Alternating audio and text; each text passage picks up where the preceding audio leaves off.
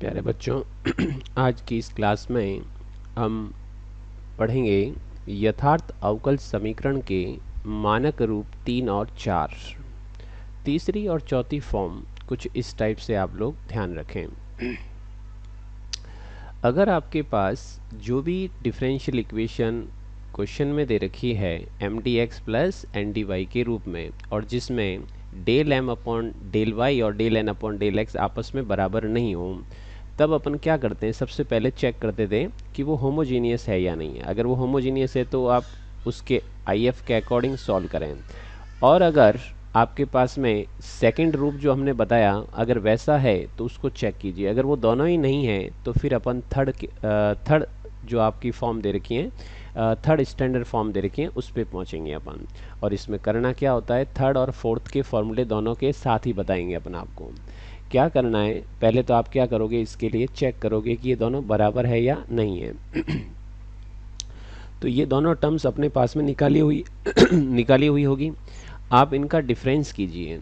आपको इतना आसान तरीके से काम करना है कि इनका जो डिफरेंस दे रखा है वो डिफरेंस किससे डिवाइड हो रहा है। अगर n से डिवाइड हो रहा है तो वो फंक्शन होगा आपका f(x) का या फिर कांस्टेंट, और इस केस में जब x का फंक्शन होगा तो if जो होगा वो आपके इसके बराबर हो जाएगा। नाउ अगर इसका जो भी डिफरेंस है, जैसे कि आपके पास में ये मिलेगा जब क्वेश्चन सॉल्व करेंगे, तब अगर ये डिफरेंस m से डिवाइड हो रहा है तो आपके पास में आपका फंक्शन y के रूप में मिलेगा या फिर कांस्टेंट होगा।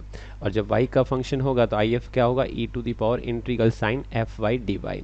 तो आप सिर्फ और सिर्फ ये तीसरी और चौथी फॉर्म में del M upon del Y और del N upon del X का डिफरेंस करके देखना है। वो डिफरेंस n से डिविजिबल है या फिर m से डिविजिबल है। n से डिविजिबल होगा तो वो आपके इस तरह की फॉर्म को शो करेगा।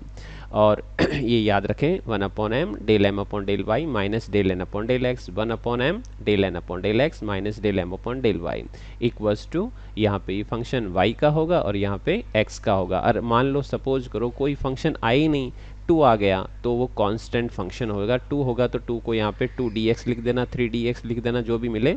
और यहाँ पर एफ वाई या y का फंक्शन ना मिल करके कोई कांस्टेंट आ जाए तो यहाँ पे कांस्टेंट इंटू डी वाई लेकर के इसको इंटीग्रेटिंग करेंगे।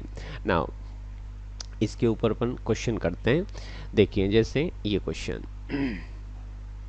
क्या कह रहा क्वेश्चन, ये m है और ये n है।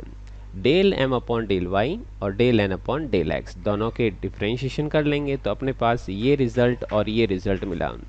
अब करना क्या है, इन दोनों का डिफरेंस जो है वो देख करके देखना है कि मैं इसमें से इसको माइनस करूं या इसमें से इसको, लेकिन जो नंबर आएगा वो किससे डिविजिबल है, m से या फिर n से।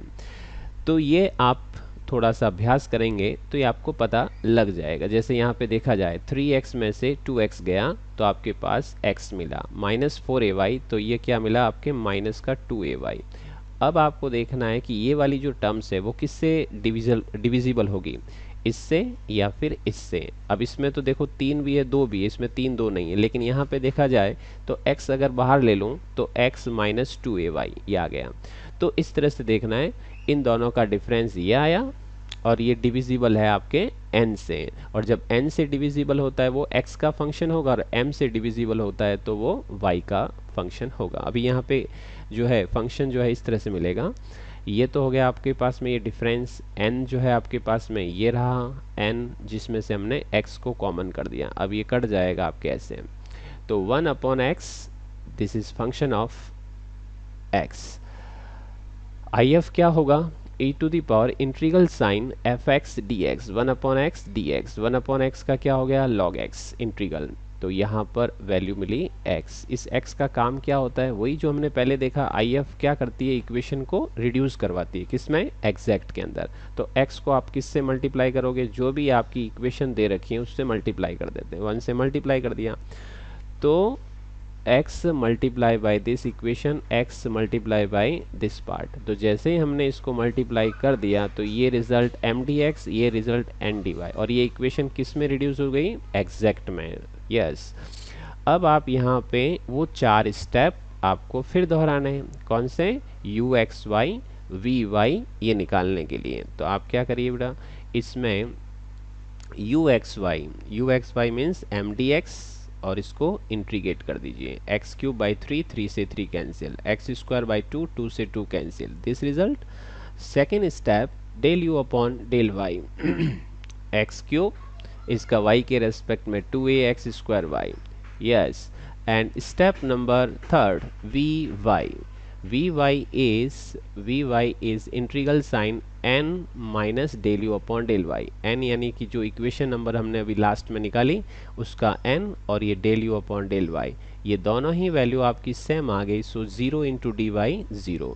इसका जो सॉल्यूशन वही होगा आपके पास में, सॉल्यूशन होगा यू एक्स वाई और वी वाई, दोनों की वैल्यू का एल्जेब्रिकल सम कर दीजिए, यानी ये वी वाई जो है वो आप 0 रख दीजिए और यू एक्स वाई की जो वैल्यू हमने स्टेप नंबर फर्स्ट में निकाली है वो रख देंगे। तो ये आपके पास में दी हुई इक्वेशन का क्या मिलेगा, एक general solution. Okay, thank you.